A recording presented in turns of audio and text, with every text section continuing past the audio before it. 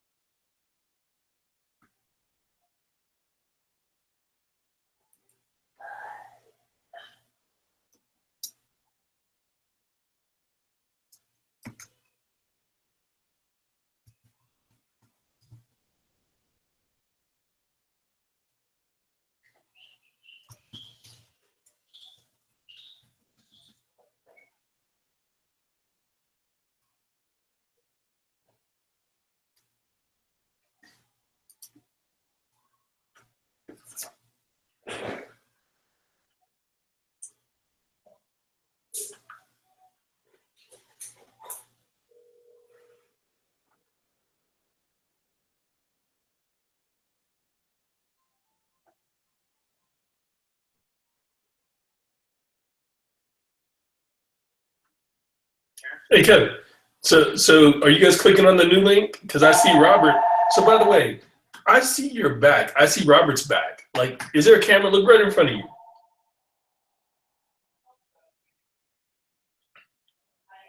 Hey, Robert, how are you? There's a camera behind you and Kevin somewhere because I can see you guys in the hangout I'm in, and I see your backs. Yeah. So I see you guys there, but I don't hear you there.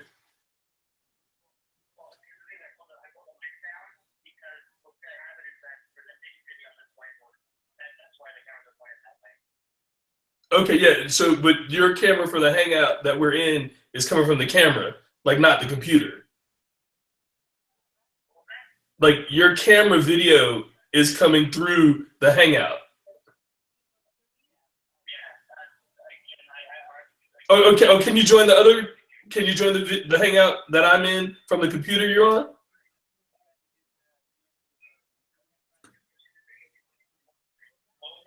Can you join the hangout I'm in from the computer right in front of you?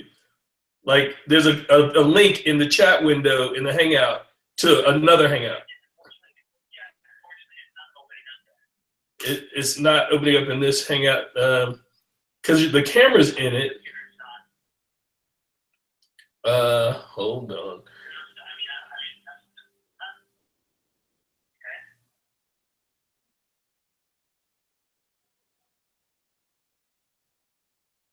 Can you get the email on that computer?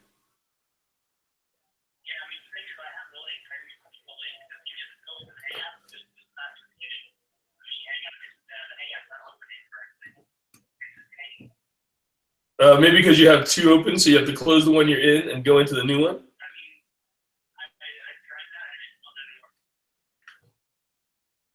Okay, well, the new one, yeah, please. Because the new one is the one that's being recorded.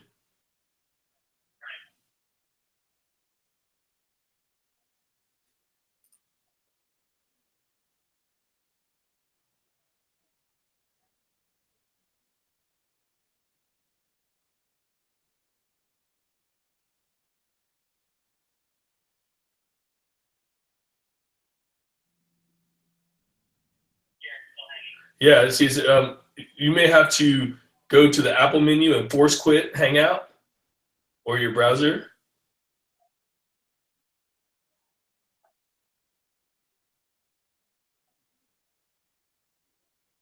Like in the top left, it'll the picture of the Apple and oh yeah, okay. Oh yeah, you got it. Sorry.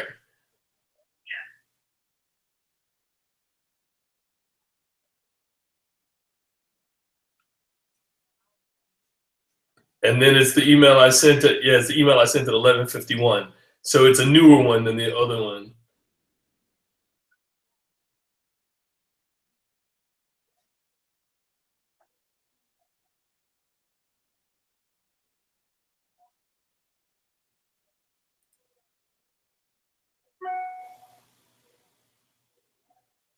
And I'll try to invite Aaron as well here.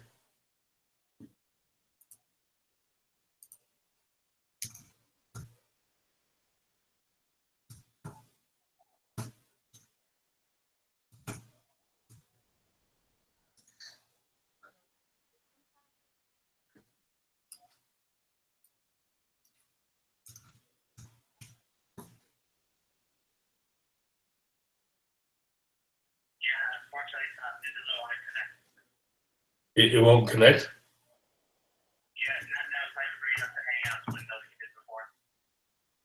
There you go. Okay, cool.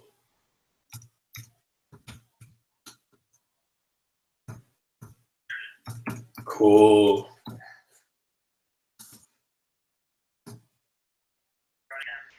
Thanks. Here it is. You're in.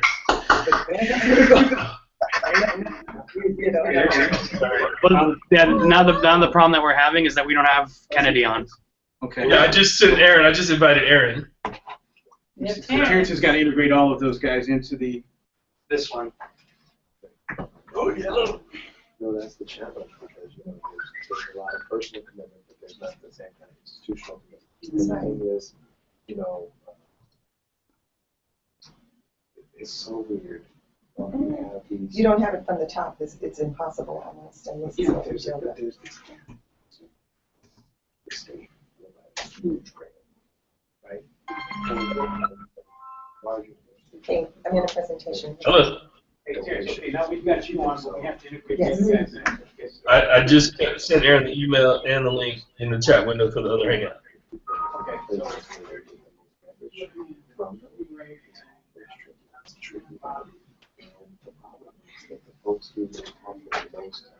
You mean the email? Just tell me which email address. Because they're the Yeah, I have only person that fits a certain description in the organization, or they're, all these things, right? And obviously compensation and yeah. I'm gonna send them. Yeah. Kind of expression of like what have you done lately, that doesn't equally fly across the board, right? Some folks are, evaluating on a very, regular basis, and some folks are evaluating very periodically. So Hold on. things are in place, and the right kind of recognition and stuff like that is in place, so that people have a little bit of ambition as they continue to do their thing. It's so funny. Yesterday I had a conversation with one of our vice presidents here, and he's just amazed. I didn't notice. He was like, why don't I notice? I said, I don't know why you don't notice. He's like, Oh no. Okay.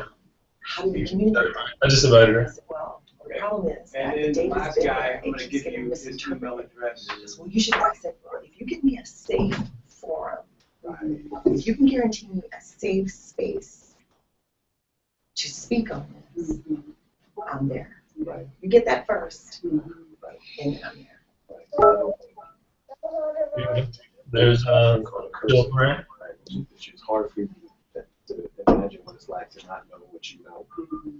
And I think there's an equivalent thing where it's almost the kind of the curse of privilege. It's hard to imagine that another person can't easily do what you do because they're not necessarily, they don't necessarily have the status or what have you. It's why sometimes bosses come off as police because they think they can just talk to their employees in your way as if they were peers, but they're not peers, right? Same idea. But again, Let me know if you're ready for Rob. Okay, this last guy is. We can have this conversation. I'm not walking in without that. Firing squad. Good for him. We'll work on that. I'll work on that. Because notice he didn't say, you got that right now. Yes. I'll work on that. I will do You know, a lot of people don't want change, especially if it. Robert Stevenson. Yeah, Rob Stevenson, but it's Rob, it's email address, Rob, and. Yeah, that's got it. Okay, I cool. face the same thing. Those are looking for All me. right, I just said General Graves is on. I'm on. You guys are on. I hear the audio. You're currently being broadcast live, so I can also send you the YouTube link. I think. Or it's actually live here, and it'll be on my YouTube channel afterwards. Okay. Start with your change. All right. Yeah. So you guys are on live. Okay. Okay, so What what? hours? So let us know when we're ready to go live. I'm ready to go now. Okay, guys, real quick, in 30 seconds, we're gonna go live.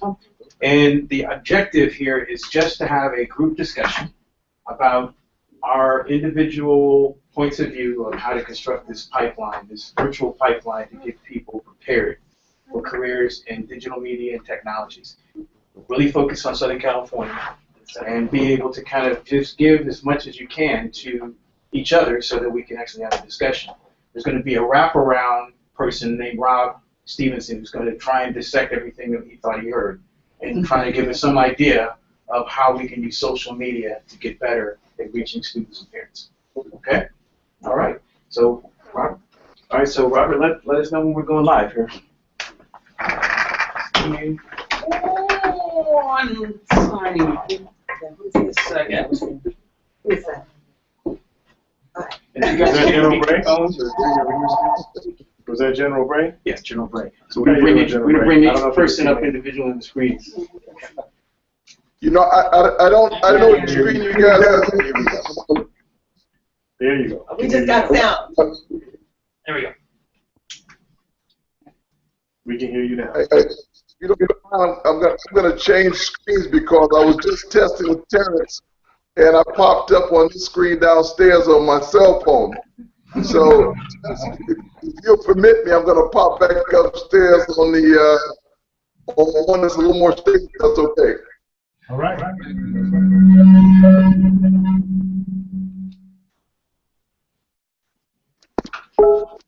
So, Kevin, where are you gonna? I'm just gonna be here, Fred.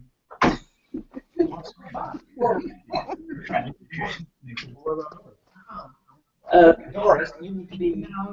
Hey, no, everybody who has something. You're small business, and this is a part of it. Come on, he's got a regional over here. Yes. I'm looking at a camera over here. If we even after we're done with the There. You know, like, I was on last week. I'll have to get my phone up. both of you guys. Oh, good. I remember doing that one tour inside of the coffee house. You can walk the whole thing in like 3 steps. Yes. Right, and after seeing that, I would count the steps of people when they were, because when you look at it on TV, it looks much bigger. Think about the size of actors. It's like Tom Cruise is 5'7".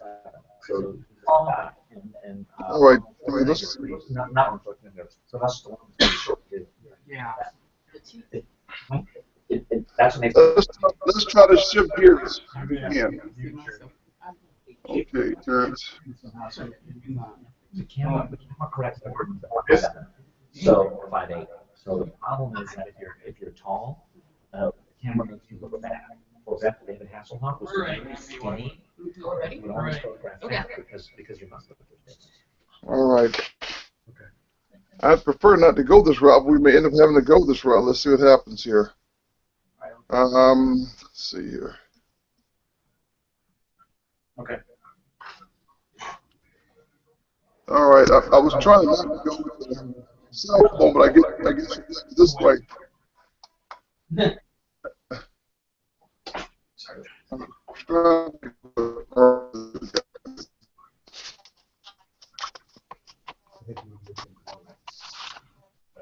Okay. Yeah. I don't know. I was trying to go to I was trying to go to my computer. I don't know if I can switch over or not. Is that possible? Because you guys are looking at my chest now. Yeah. All right, let's try to. Don't you love it? I do. Well, just remember the days when we used to have this Fremantle and the setup was like $150,000. Yeah, right? Right. Oh my gosh. Oh, come on in. Come on in. Okay. I remember those days. Hello, Rochelle. I'm Lori. Nice to meet It's you. still on the phone, but at least I won't move as much. I've already gotten Well, I have no idea. Hi, Jill Dan Watanabe. Pleasure to meet you. Carter's here. Hi. Are we waiting for the Hello, kids to talk to Michelle. us, or are So, here you we? Where did go. Kevin go? Are we waiting for the kids to talk to us, or we can start? I feel like you can call. We make now. So I'm the executive regards for the district. Oh, that's right. He was waiting for you. Yes.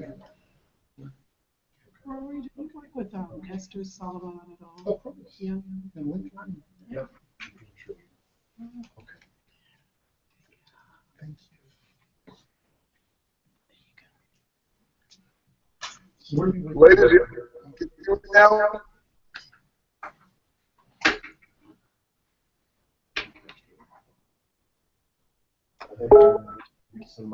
Terrence? Stephen? Yeah, I hear you. Okay, Terrence, I need you clear. I was asking the ladies at the table, can they hear me? Yes. Yes. Okay, fellas at the table. I got to admit, I figure if I can address the ladies for sure, the gentlemen are listening, so I'm good.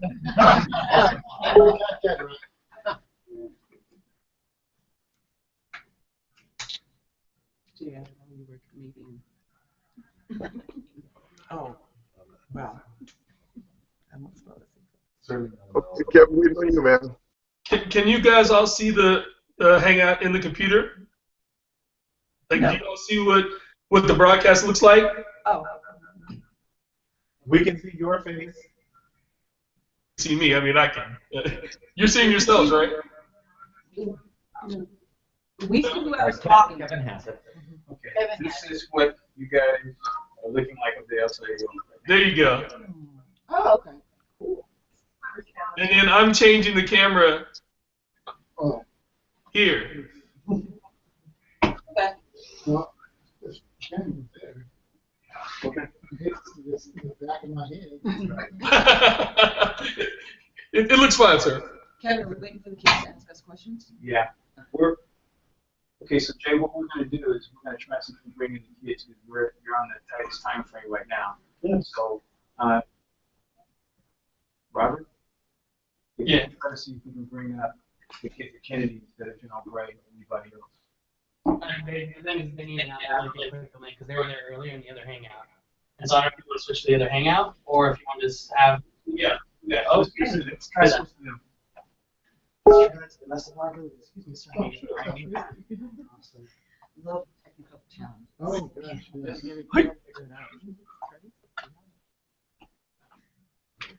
Well, welcome to my office.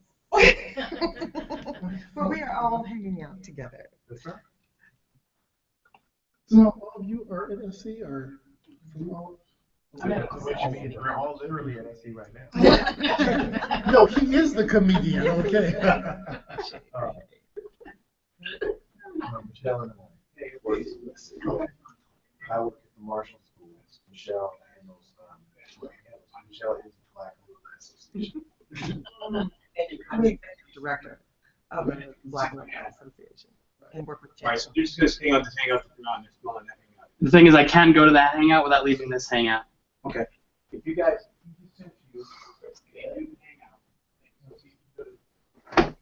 Tell them I'm sending Aaron an email with the new Hangout link. Got it. Kevin, he's sending Aaron a new email with a new link. okay, I just told him that. Perfect. They should be joining us momentarily. Excuse me? What? I'm at AT&T. In the newly formed entertainment. We're actually at TNT. We're one of our grant applications for the Tech Hire initiative, and they're going to actually be training and come to help. Yeah. So we're hoping to get that. It's been interesting working with Kevin. Okay, you're talking to AT&T over here. You guys are talking to those folks because there's nothing I can do for you on that, right? So it's been interesting working a lot. Yeah. Yeah. You know, there's a lot that gets done, but you have to know how to tap into it. Yeah. And what I learned is it's not that easy. So silo, you know, the work is. But there's that, and then there's individual agendas. And the merger's so new, I'm sure that people are still trying to figure it out. Yeah, I mean, the merger is, there's a lot to merge. I mean, it's not just the businesses, it's the culture. It's, Hey, Aaron, I think I see you guys. How are you? Hey, good to see you. Hi. And you have General Bray. And then you have a room full of folks that Kevin will introduce. Okay. At USC. Great. Well, I can do the introduction. Let me know if I'm in frame, Robert. Here? Okay. All right, folks, in the outside world, we're here at Social Media Week in Los Angeles. We're at Social Media Week in Los Angeles at the campus of USC, hosted by the USC Black Alumni Association. Sure. We want to thank her for hosting us. Can I get a round of applause? Thank you. We have our moderator, Jay Tucker, USC Marshall School of Business. He's going to help to direct us towards a solution to helping to build the virtual pipeline to getting kids in Southern California and beyond into digital media and technology career pathways. I'm going to actually start to introduce people around the table here. So I'll start to Jay's left. This is Jay Tucker, again, moderator. We have Doris Driver, and I'll have everybody introduce who they are.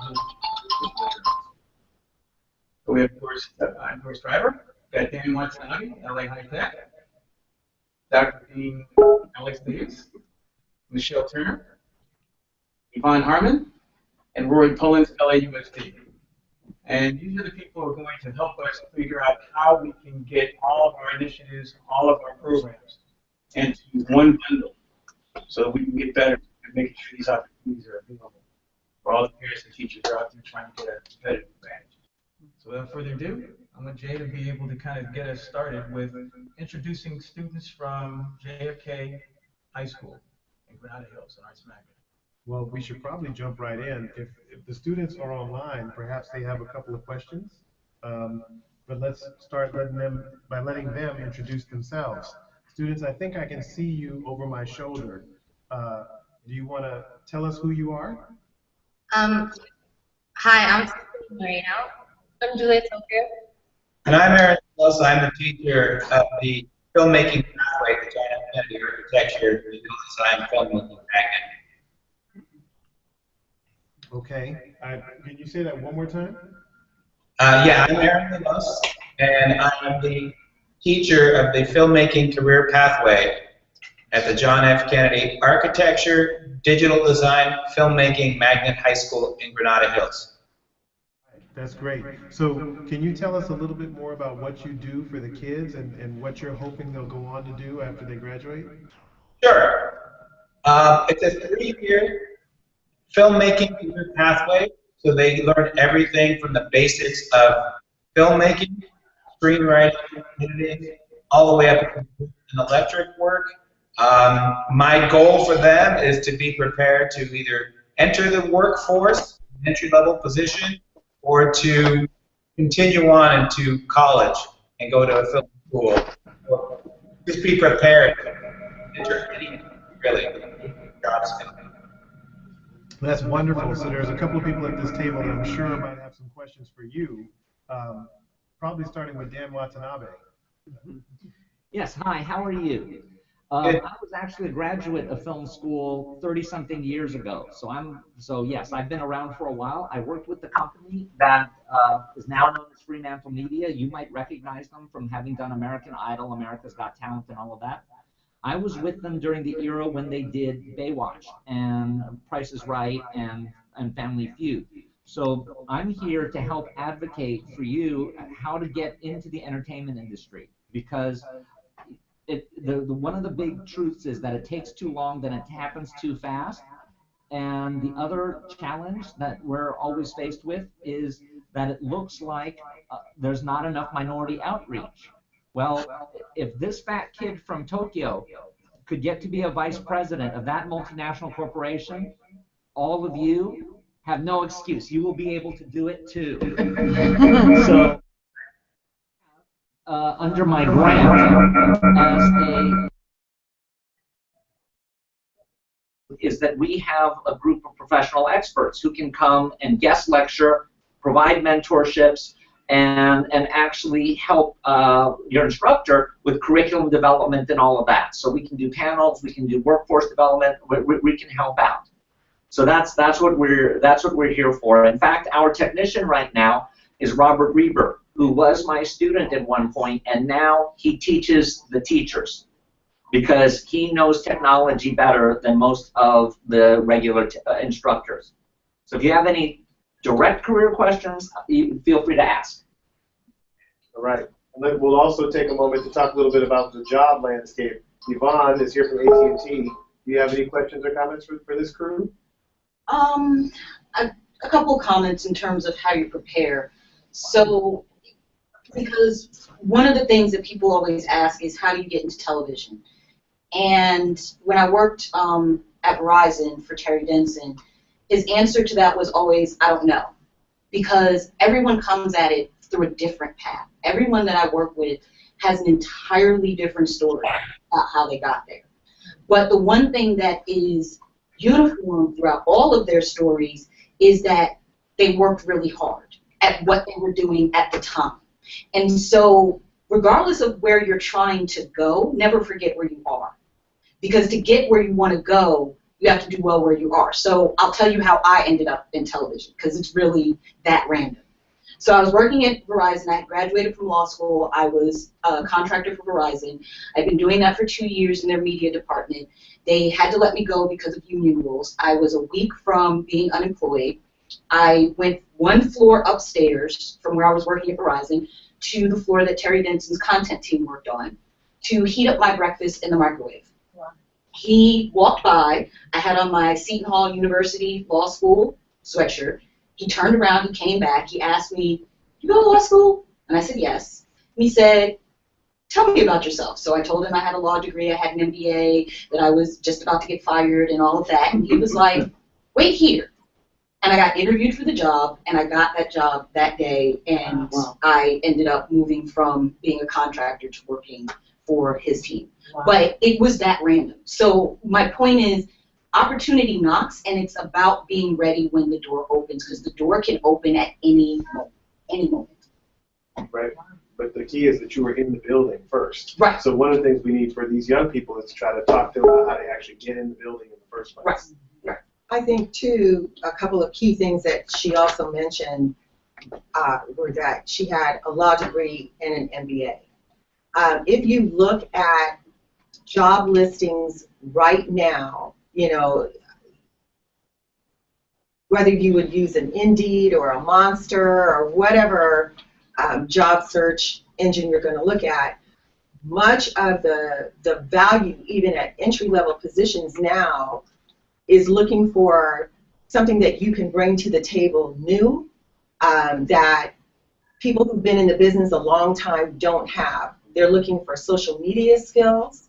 They're looking for legal skills, because now we're in an age where it's very easy to create content, but then the questions are who owns it and who can monetize it.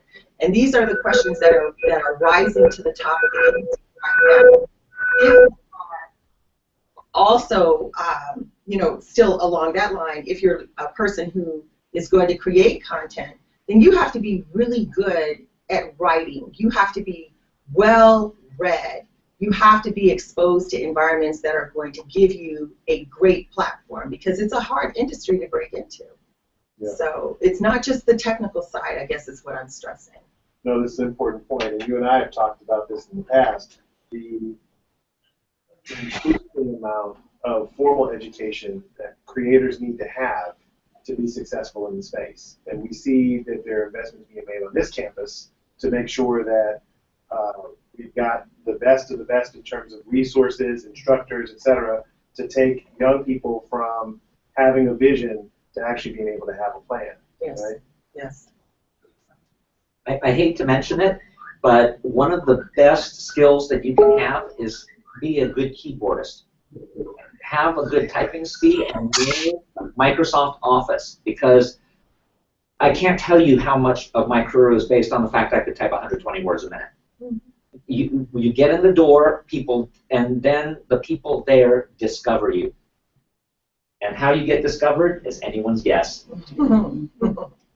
Yeah, and the other thing, I want to echo what Dan just said. The other thing is that employers are looking for a workforce that's proactive and that can navigate their way around the workspace instead of waiting for a formula to be handed to them.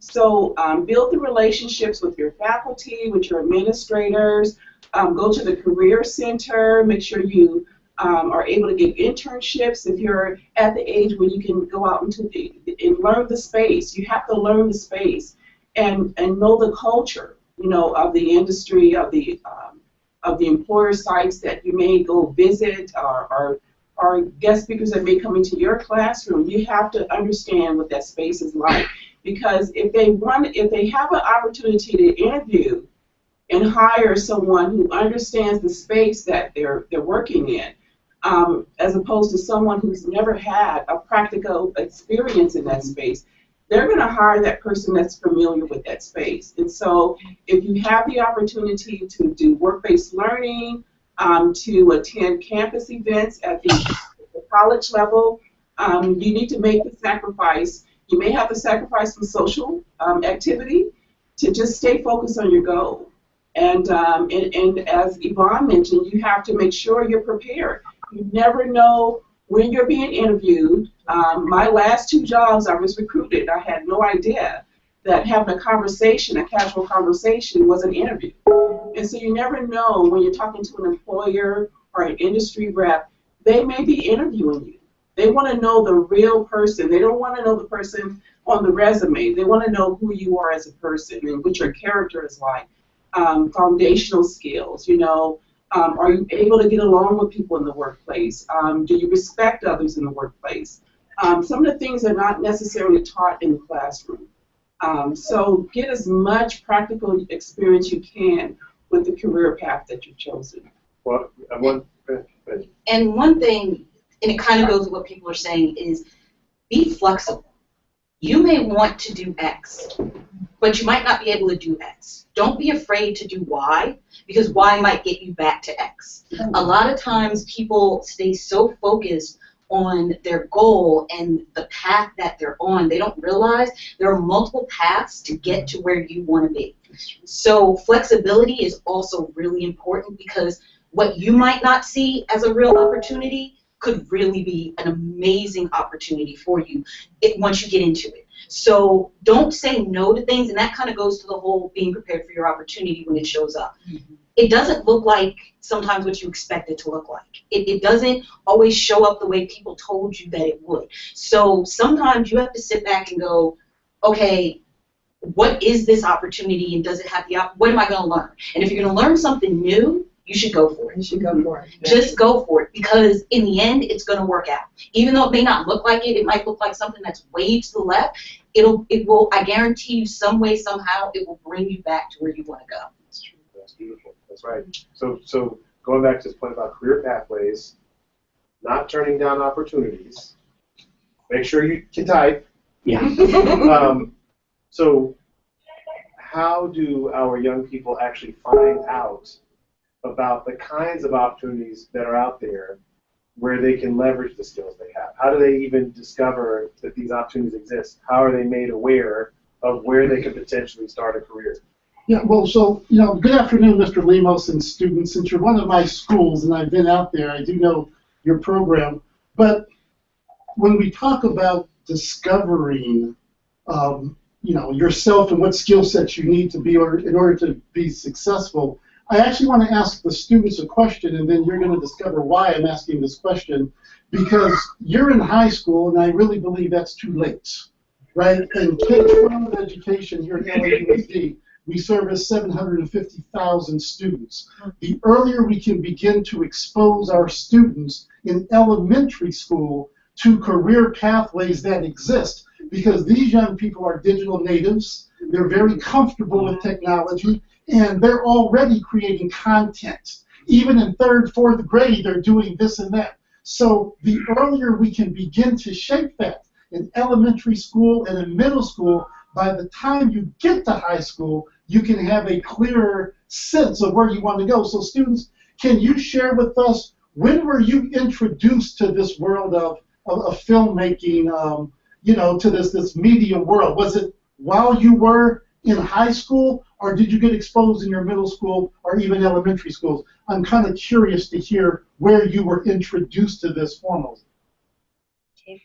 Well, when I was first introduced to it, I was in the 2nd grade, and it was just to learn all of the days in the month, and they'd show me like a little clip, and it would sing a song, and it would involve every single day of the month, and it was something like they'd ask me questions and little quizzes, and it was little games. So that's when I first actually used the computer at school. I didn't think it was going to be something that I'd be doing so often, but over the years throughout middle school and high school, I have been using a lot of technology. And for me, I think it was mostly in elementary school when they taught you how to type on the computer. We had little games that you would play on the computer. But for film, beforehand I had always been interested in writing. And then when I came to high school, I was introduced to the filmmaking magnet. And then that's when I got into it now. Through the projects that we do in this program, I've learned that it's something that I really like to do, and that's how I've become more exposed to film. Yeah, same for me. Before, I thought I was more interested in the fashion industry, which I still am. I still think it's a really cool thing. But when I found film, I saw how hands-on it was, and I really thought to myself, this is what I want to do, because the best way for me to learn is if I'm hands-on and I really see it. Sure. So how did you get your internship? How did you get involved with the internship? Our teacher actually told us about it. It was what's it called, the TIP? Yeah, TIP LA Fun. Yeah, so it was that, and we had to make a little short video about ourselves. I think it was supposed to be about a minute long. So we just told them what we've done at school, what experiences we already have, and yeah, we'd have to submit it. And of course, we had to submit resumes and such. And we actually ended up getting internships, and Stephanie got. I'm working with Bad Robot over the summer. Nice. So, Nice. That's impressive. That's impressive. Thank you. Yeah, these are paid internships as well. That's wow. So we need to do more to get them, as Rory said, it may be too late when they're in high school. So my question to you is, how do we make those connections where we don't see high school as something lesser than college to get these kids experience? The problem I have is trying to make these connections that, while your students are in high school, we can't serve you or we can't assist you. And maybe by the time they get out of here, they have more experience than a college student would coming out of a program such as mine. So it gets a little frustrating at times. So how can we make those connections? Can I sorry. I was going to ask Doris to jump in here, and Dan too. because I think that one of the answers to that question has to do with the role that our community colleges play in partnership with the high school. So, Doris, if you want to jump in and Sure. I mean, I can tell you on a professional level, it's well, let me just go down to basics. And the basic is you have to keep talking and telling people what you want to do. And that's a personal experience because I knew what I wanted to do at 14, and I never stopped being bold and asking people about it, because when you ask someone, that leads to an opportunity. So when you don't get shy at events, or you never know, it could be in Starbucks and you just happen to hear somebody talk about something you're interested in, be bold and say, oh, I'm interested in that field, I'm at such and such high school, and this is what I'd like to do. So I'm going to encourage you not to be shy, and really, because you're the future. So most people that are already established, and I would say research someone that's already doing what you want to do and create a relationship. I'm going to date myself. I'm 15 years plus in the music industry. I actually wrote to music industry executives at your age, and someone responded, and that's how I was able to get into the industry. So always research where you want to be and connect with them. Be bold. And as far as my position is concerned, the beauty about I do exactly what Dan does, except my sector is small business and entrepreneurship. Investigate a possibility of maybe starting your own pathway and becoming an entrepreneur. Don't shy away from that possibility as well. There are great skills that you can develop that you may already have in high school, leadership skills that are transferable to own your own business at high school. Real quick, and then finally, what we do is we actually, to answer the instructor, we actually bring industry partners into your classroom. That's what our job is. So if you contact us, we will bring an industry partner, and if you say that you have students that are interested in, well, in this case for film, being a director, associate a director, we will bring those individuals in, and that starts it. As well as no job is too small, whether it's a temp job, internship. We also have professionals that actually will interview you once you become of age. But they'll still talk to you to talk about your interview skills, your soft skills, your listening skills, your communication skills. All those are important, no matter, as well as your technical skills.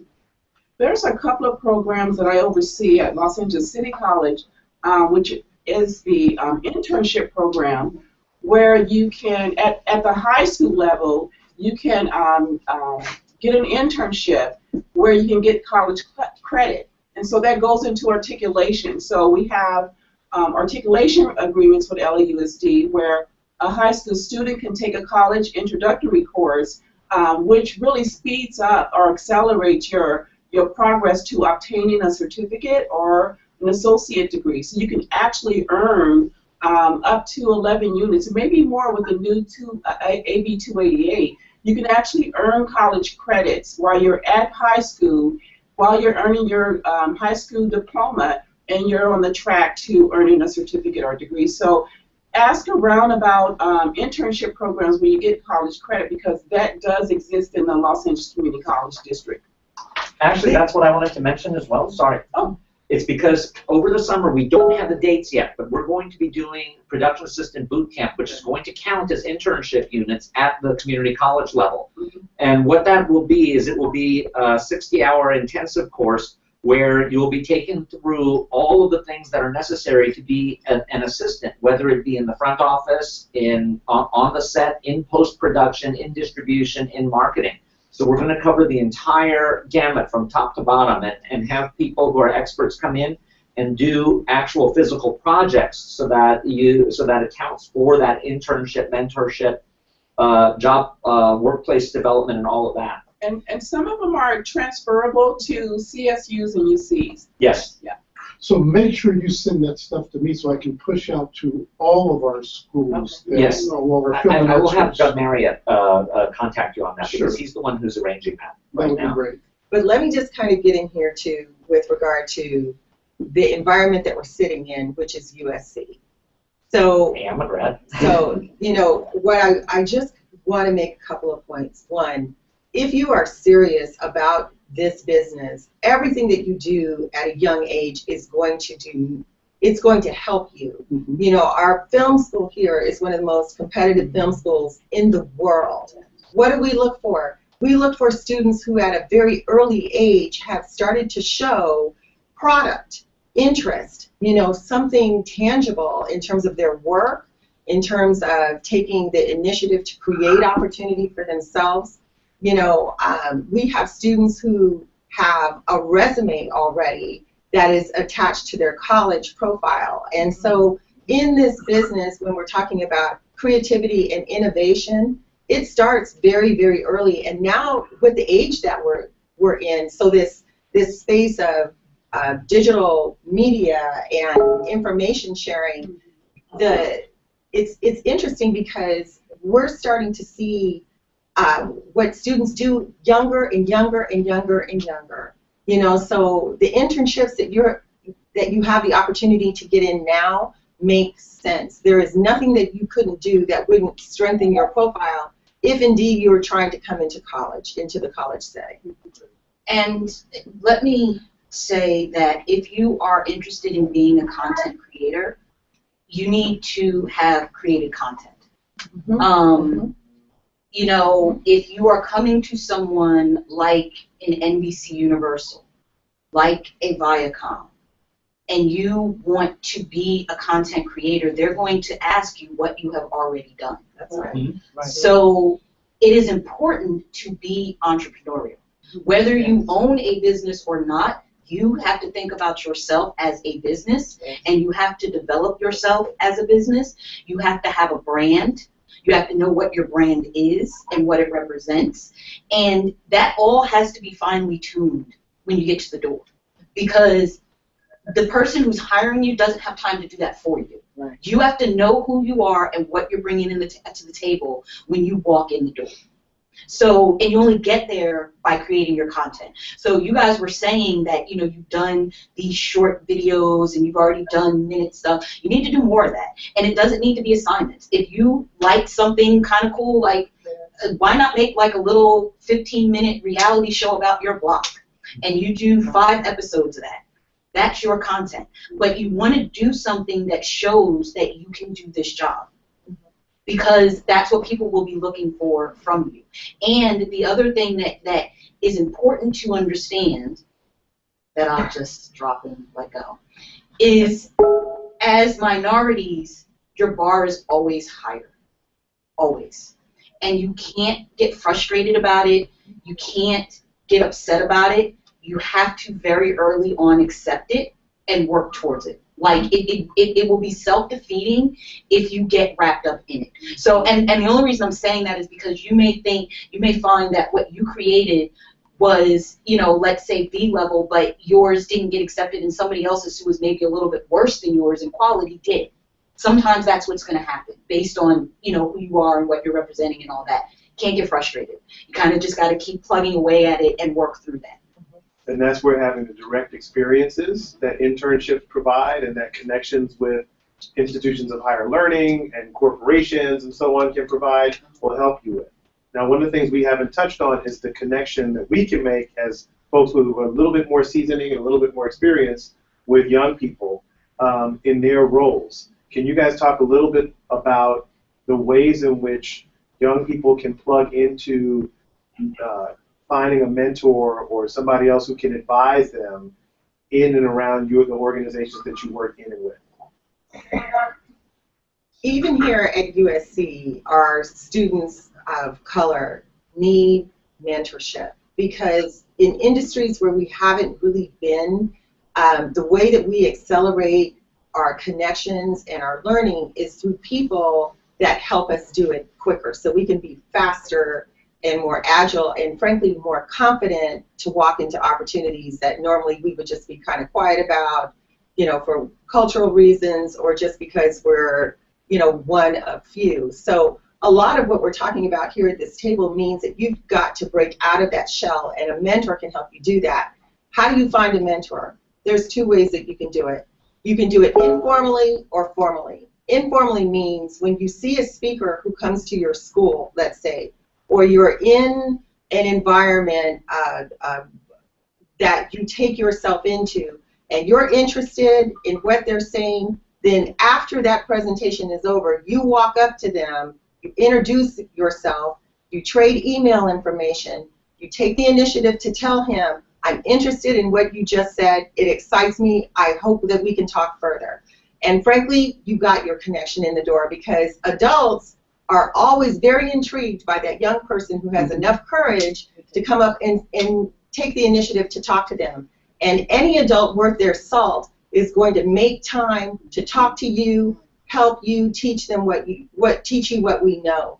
The formal way is in an environment like SC, we have a mentoring program here.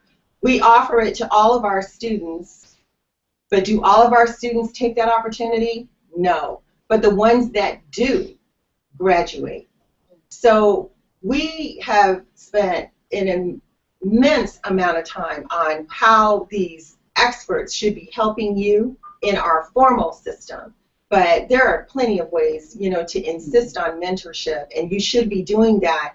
People that you're meeting in these internships, find one or two that you can establish these relationships, and even ask one or two of them to be your mentor. And they will stay with you throughout your entire matriculation, probably lifelong.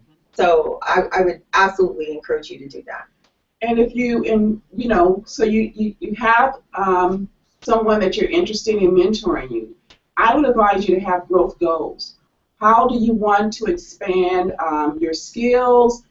Is it leadership? To make sure you have growth goals that you want to achieve. I had a really awesome mentor. His name is John H. Johnson. He's no longer here. And for 20 years, I was under his tutelage. And he really prepared me for corporate America. Had I not had his impact on my life, I probably wouldn't be a dean in academic affairs, an instructional dean, which is not common for African American women in the Los Angeles Community College District. And so, but then also look at your peers. You may have a peer that you admire that can also help you achieve some of your goals as well. Other students beget other students, and peer-to-peer mentoring is really something that you can't discount, because you keep each other accountable in a way that your parents can't keep you accountable, your teacher can't keep you accountable. When you have that bond with someone that's your age and at your school, but you got to watch people, you got to observe, making sure that they are going down a path that you want to go down. So don't discount peer-to-peer mentoring. There may be other students that have that drive, and you want to be infected by that. So have your goals in mind when if you do walk up to someone. You may pick your mentor, they may pick you, right? So sometimes you got to pick them. You got to be smart and proactive and pick your mentor.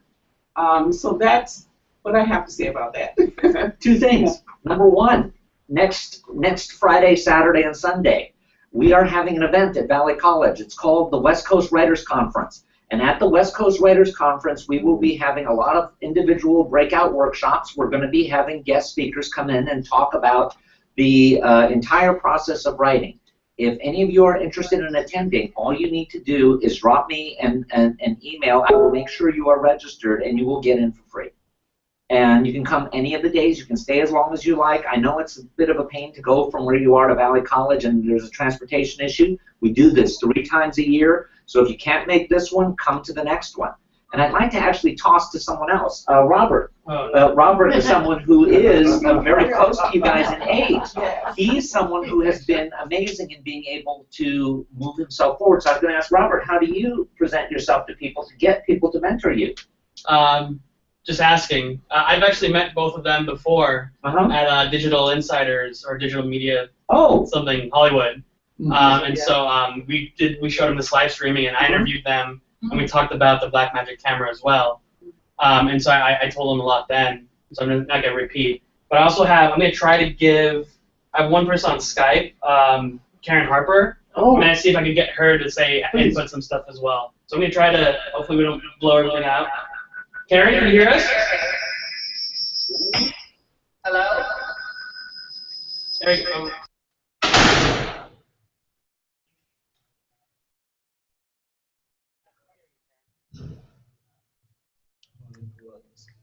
Yeah, we can't hear anything. Aaron? Oh, yeah, we can hear now. all that anymore. I can't hear anything, so I'm just going to go ahead and speak. I listened to a good part of the conversation here, and I definitely echo what everyone else has been saying in terms of going out and reaching for your dreams. From a government perspective, I've spent 34 years in the government, retired, and now, well, back now that's to particularly focus on how do we reach out to our youth. And we do that through a variety of ways through the government. So what I would like to encourage is that you don't, that you look at the opportunities that whatever they are, and to also think about the government, what opportunities that might be available to the government. As we talk about, we have just recently produced a video of young career STEM professionals.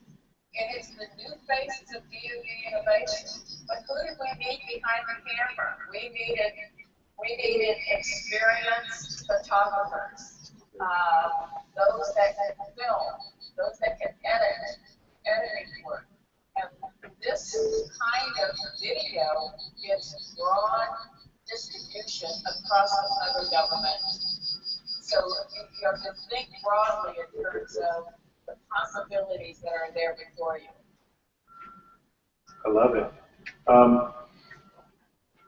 And that raises another issue. I don't know, do we still have General Bray on?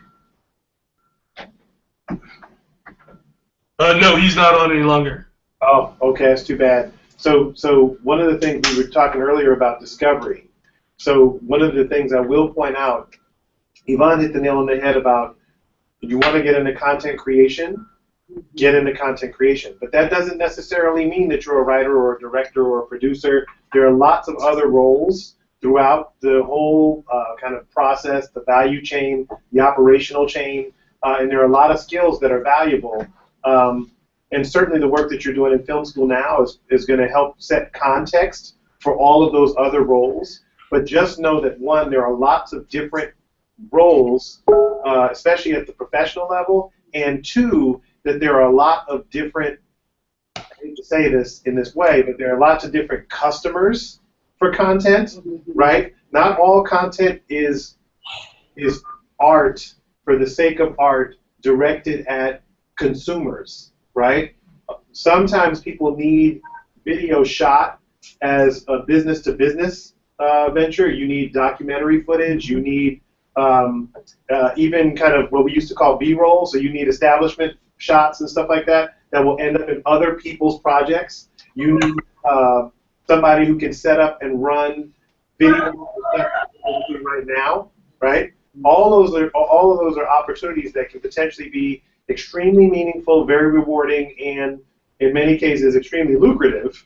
But they're not the kinds of things that you would find out necessarily from the normal path you would take going up through school and joining a film club and stuff like that. So there's still, we should continue to talk about this question of how do young people find out what's out there. So in light of something very different that AT&T has as an opportunity that isn't traditional, AT&T is based in Dallas.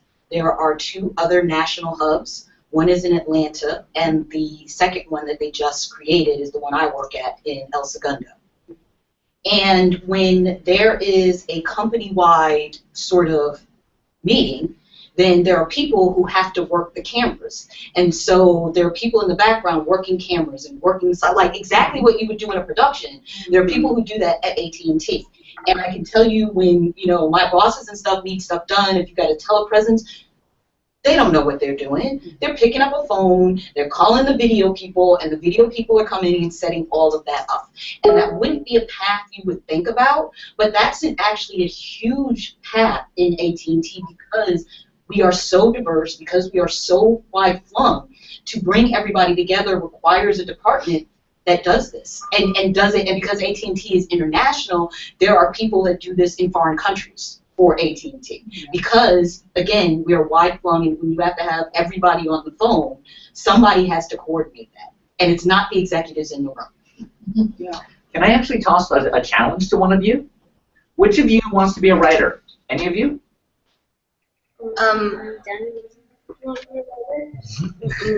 None of us. Actually, Any of you want to be a producer? Producer. So what is it that your career path is? What would you like to do? No, you know, practical considerations completely not there. What is it that one of you would like to do? Dream job. My dream job would definitely be to become a cinematographer. Yeah, and me, I like direct. What was that? You'd like to direct? Yeah, director, like cinematography or editing.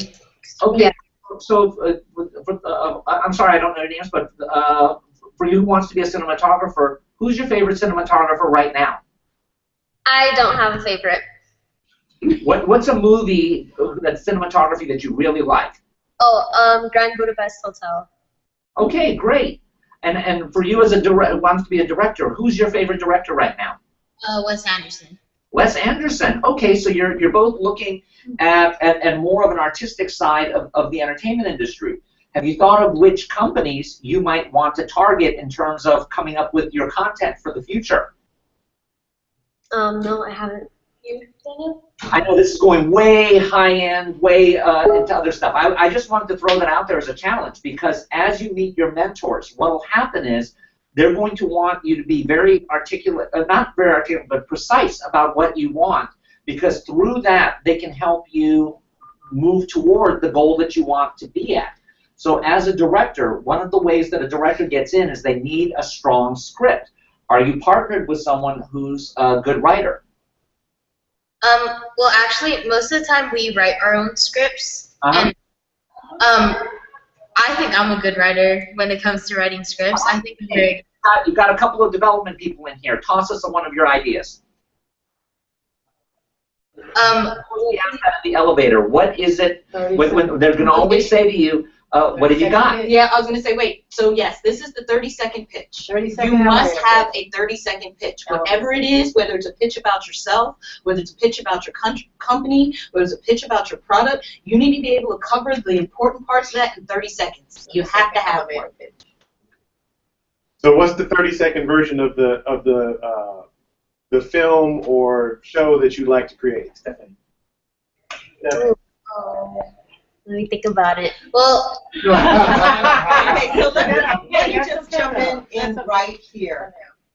We see this all the time, and kudos to you because you are being put on the spot right now. I know that you didn't prepare for this, but this is how, you know, the jumps that you see, how did that person make it? Because they were ready with that, and this is just such a real example. But there are things that help you get great at this kind of stuff. You'll find public speaking, you know, Toastmasters. Look for a Toastmasters chapter for young people. We actually have one here at this campus. I actually run one from my office here.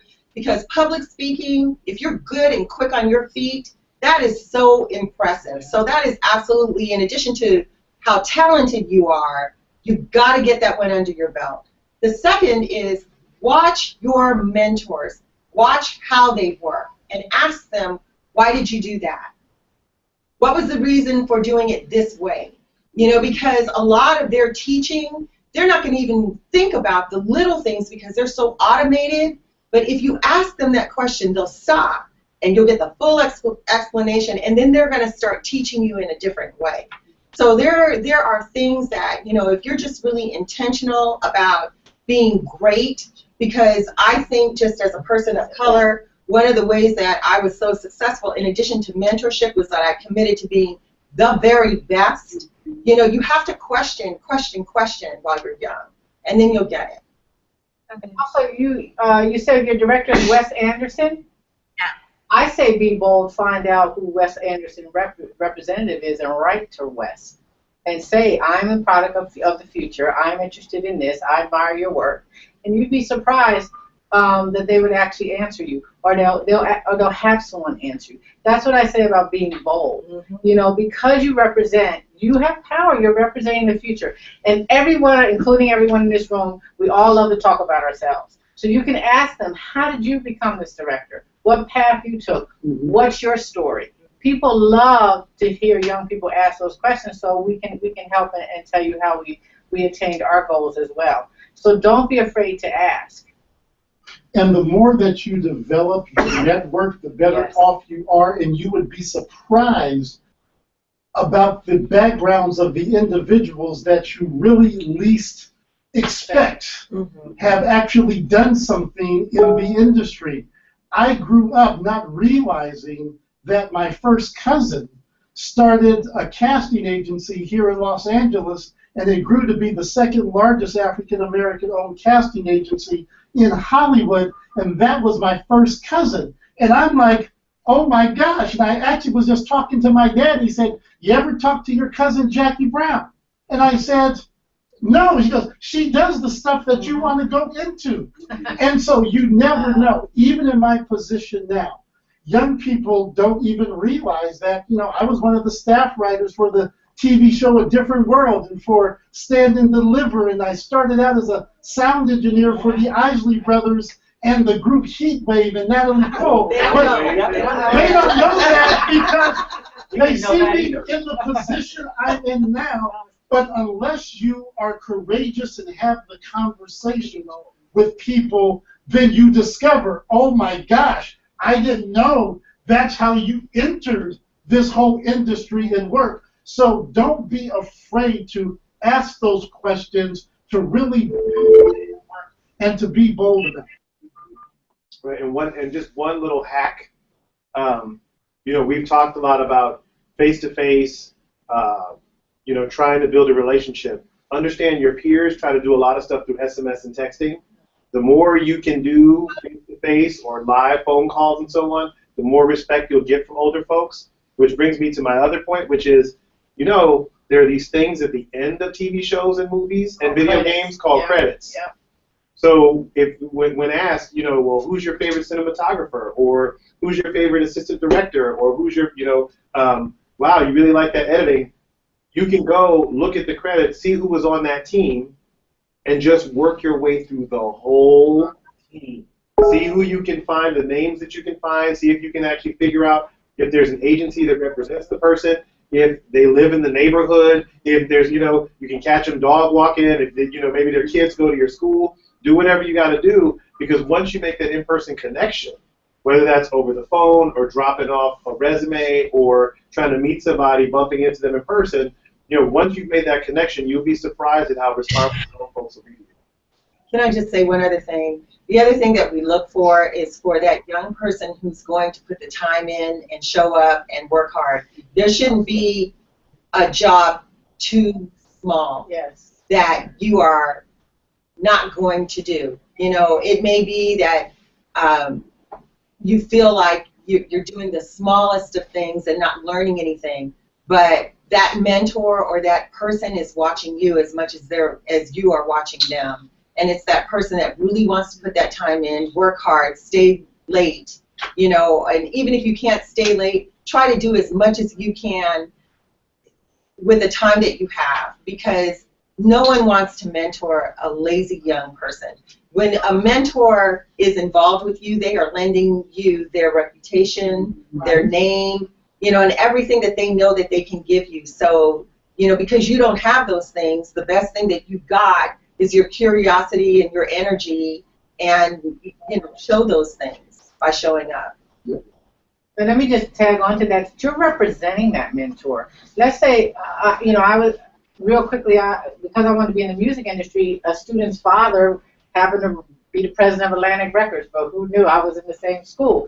So once, he didn't give me a job, by the way. He gave me a free internship after college. The goal was to complete my college degree. But more importantly, every day when I got up to go to that free internship, because it wasn't paid, I knew I was representing him.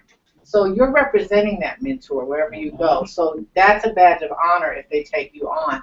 And just remember that. So you're absolutely right. Showing up on time, working hard, asking questions. I think that's so important, is to ask questions. And the other thing about when I said you have to be proactive, you may go into an internship for one thing, but there's ancillary benefits that come out that you don't expect. So this is a trial period that the employer gets with you, right? And so while you're there, if you've completed a project, volunteer for something else, right? Keep adding to your skill set. Try to, you know, work across the organization if you can, but, you know, the goal is to navigate your way through that organization so you can build relationships, and they will remember you. That's one of the reasons I was able to progress through Johnson Publishing Company as a young executive. I would just, when I'm done with something, I cross the finish line on something else. And so I was the go-to person. When something needed to be done, they knew they could entrust it in me, and that I would take the steps A through Z to get it done. And that way you really build your confidence. You really become a visionary. You know how to see yourself crossing the finish line. And at the end of the day, that's what it's about. You have to make an impact on that employer's vision and mission and help them advance those two things so that economic impact has to happen at the end of the day. And that means they can stay competitive in that global market space. And you have to bring your skill set to make that happen. So I want to take a slight segue, a little bit of a detour to talk about image. And the reason that I want to do it is because this is a very creative field. And the people who come to it are very creative people. But I work in a corporate environment. And regardless of how creative you are, you still got to be corporate because it's always AT&T. So I say that because a lot of times I see people come to the door not understanding where they are. Like, they understand their job, they understand what they're going to interview for, but they don't understand that AT&T is based in Texas. It is a Texas company. It has Texas conservative values. And if you want to be hired by them, you have to present that, regardless of what you're coming there for. So I say that to say, remember where you're going and who you're talking to. Because you're a creative person, and there's going to be a lot of leeway that you get in terms of how you present yourself and what you say. But if you're going to someone, and I'll use this for an example, like Viacom. MTV is a wild place. Viacom is a corporate place. When you go to interview, you're interviewing at Viacom. So you got to walk in and act like you're at Viacom, not that you're at MTV. And it's important to sort of understand that distinction. And there are a lot of times that I see people come in the door and I just want to go, no, no. You know, like you just want to take them in a corner and you want to be like, can you just fix this up? And, you know, just because people just don't understand it's corporate. And I see that disconnect a lot. And I tend to see it more with minority students than white students or even Asian students. I see it with Black and Hispanic students more often. And I think that's a function that we don't have people in our lives that know to tell us that. So Yvonne, I have a question. So how do you recommend that they do that without assimilating and integrating instead so that they don't lose who they are? You have to figure out, so I'll give you a couple of examples how I see people do it. With guys, it's accepting that, you know, they wear button-up shirts, but they might wear the jeans and the funky sneakers. But the button-up shirt is your professional. Every guy I work with, and I work in content and programming, every guy I work with keeps a blazer in his cube, in his office, because if you get caught in that impromptu situation where you have to have one for a meeting, you need a jacket that you can just throw on. Doesn't matter if you have on the jeans, but you need the button-up in the jacket. With women, you have a little bit more leeway, but what you have to always remember is how short the skirt is, how low the top goes. You know, spaghetti straps are usually not really acceptable no matter how easy it is. And what I suggest is take the time to look at how people around you are dressed.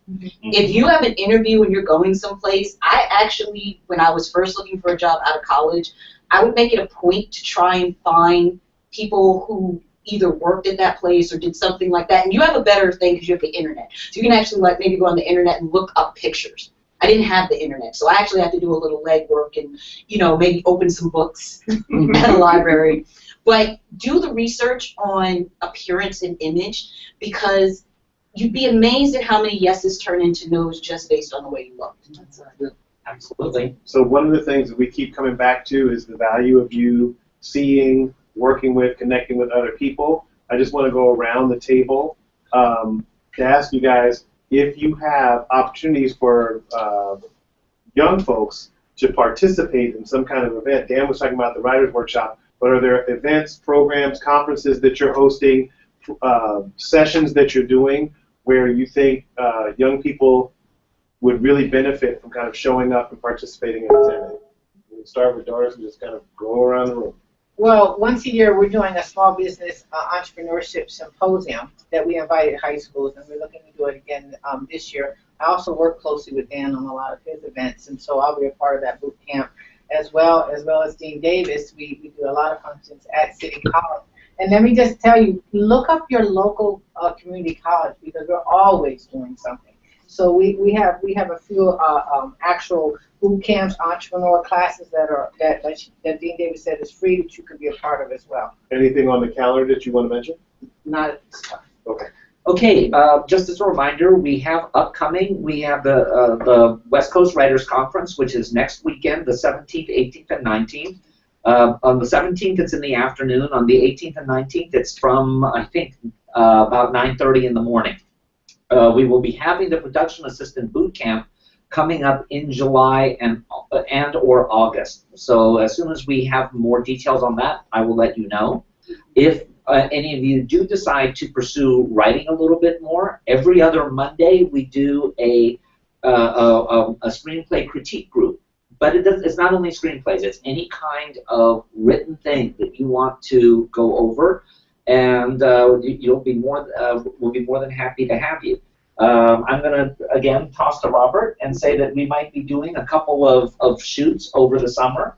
And there might be opportunities available for people who want to be production assistants. Or job shadowing. Or job shadowing. Position shadowing. Yes. So both of you ladies are a part of LA High Tech? Yeah. Yeah. Yes, you You're affiliated with Pierce. So that's my baby. I wrote that grant. That was my vision. I'm so glad to see it come to fruition.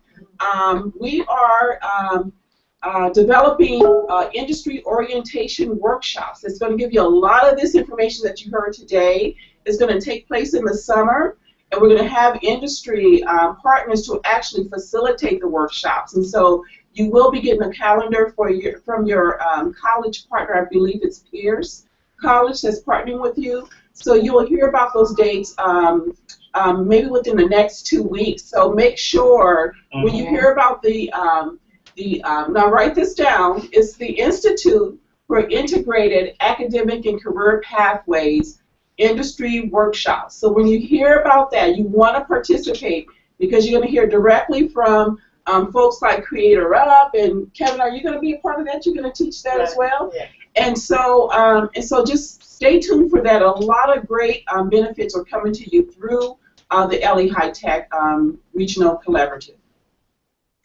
Wow. I don't have anything directly for high school students other than college preparatory types of events, but this is what I would say. We at USC have just an amazing roster of alums who are giants in the film industry. When you speak to them, you find out that what they did was anytime that they could set their feet on campus at USC, they went to go find some professor that they could speak to, anybody that they could speak to, because the way that you get into these kinds of programs is because somebody remembers you, you know. So I don't care who it is, anybody walking on this campus, introduce yourself to them, you know, get their card, start emailing them, because if you aspire to go the college route, it's a matter of a great application, but advocacy does not hurt. So there are a lot of conferences that, you know, as a young person, even if there's a charge, take the initiative, find out who's putting that conference on, make a phone call. I bet they would let you in for free. Jay and I do Silicon Beach conferences. if we got a call from either one of you or any of you all, you could get to that conference. So That's right. Make We sure charge you you extra, but you could get there.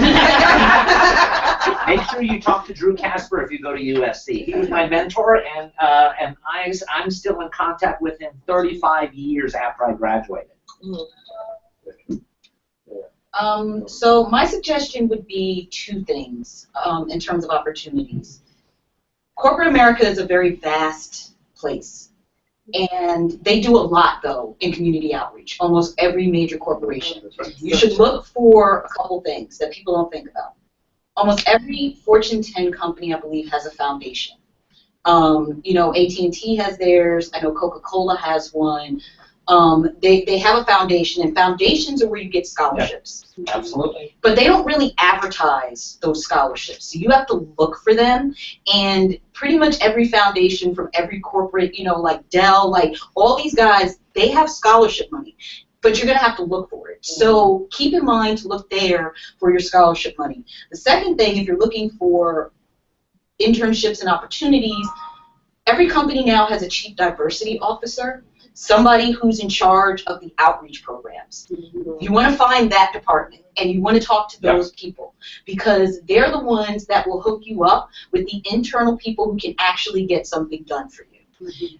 Like I said, corporate America is vast, so if you don't get hooked into the right person, you can end up talking a long time to just the wrong person that can't really help you. So if you go through the chief diversity group, or through the diversity group, that group can at least put you in contact with the people who have the opportunities for you.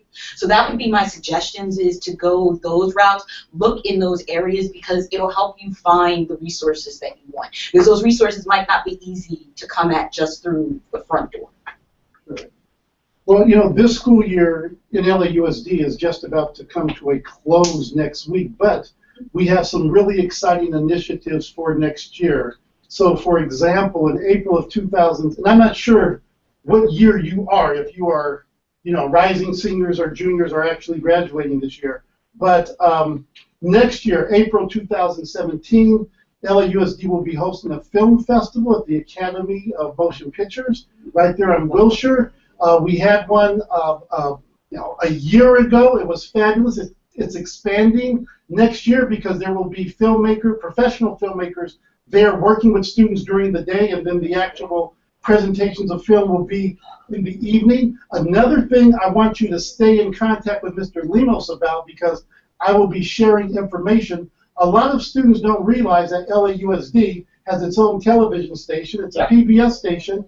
That's the 5th largest in the United States, where the content goes out to 18 million viewers a day. And until this year, it had no original content. So we're actually holding creative content development ideas with students so that we can actually start getting original content. We are producing a series of shows next year. The young lady who said you're working with Bad Robot, I met with J.J. Abrams. I'll be stopping by to check in on you at Bad Robot, because they are going to be working with us along with Warner Brothers in developing original content in this genre of edutainment that we are creating, a mix of education and entertainment. So we're looking for student interns to be involved with the development of these programs, and I will be sharing with Mr. Lemos and others around the district how students can get involved with these kinds of projects. But there's a series of other projects that the Hollywood Foreign Press Association, as well as the Entertainment Industry Foundation, is supporting LAUSD to provide for our students. So be on the lookout. Keep asking your teachers questions about opportunities that are coming down the pipe, because a lot of times we put things out there from central office, and I don't know what happens on the way of getting it to the schools and getting it to the students, but those who ask, they actually receive information. Yeah. So a couple things. First, as you can hear from going around the table, there's a wonderful intern opportunity for essentially taking all this information and evangelizing it across Twitter and Yik Yak, Snapchat, all the places that you guys use that we've never heard of, right? Second thing, in terms of calendar and just organizations you should have on the radar. So Dr. Turner mentioned that we do every year a Silicon Beach at USC event. The next one will be on October 14th. There may be a name change, but we focus on technology and media and entrepreneurship. So that's a thing that might actually be worth coming to USC for. There's a semi-annual conference called Digital Hollywood, which is now hosted at the Skirball Center. We went to that. Yeah, well, there'll be another one this fall, right? Great opportunity to meet more people. There is a Long Beach Independent Film Festival, I believe, which should be coming up September? August. In August, which is another, because they, in addition to screening the films, they'll be doing panels and workshops and all that other stuff. It'll be a great opportunity for you to kind of meet content creators and to connect with folks who are on the business and organizational side. And, you know, a host of other things that go on in kind of, not necessarily just the city of Los Angeles, but across the greater Los Angeles area that you should be aware of. Make sure when you have those opportunities to circulate, particularly if it's over a weekend or something like that, that you take advantage of it. Because again, going back to our point about meeting people, you get to see folks dressed as they normally dressed, talking the way they normally talk, and you may have an opportunity to make a personal connection where otherwise you wouldn't have access to those people, right? Those conferences, festivals, etc., very different environment than a fan festival, right? So big difference between going to E3 versus going to Comic-Con. Big difference between going to the Independent Film Festival or to Digital Hollywood as opposed to a weekend screening of Rocky Horror, right? So take advantage of those things. Try to look at your calendar and see what's going on. All right? Anything else that we want to share with these young people? Well, I'd just like to say in closing, I'm really proud of these two young ladies. They had finals this week. I think one of them turned in their finals ahead of time, just to participate. Thank you. Way to go. And they're emblematic of the kind of students who are hungry for mentors and for guidance into getting into a career that they choose. And they want to be the people who I think want to be leaders and leading their other peers as to how they can learn from falling forward and falling upwards. So again, thank you everybody for taking time out from their lunches. How everybody lunch here. And again, thank you again for everybody that is listening out there. This is hashtag Digital Mentorship. And again, Social Media Week LA. Signing out. Thank you. Just want to say this will be up on YouTube. I'll send you guys all the link. Thank you guys very much. And there's also room behind the camera doing all the technology that makes this possible. That's Terrence. That's Terrence who's an engineer. Thank you, Terrence. All right. So Robert, we're up now. So now you talk. Okay. Thank you, Great. Robert. Thank you. And I just want to say for everybody that participated, I'll have an after-action review on what this meant to Social Media Week. It's a digital media publishing company.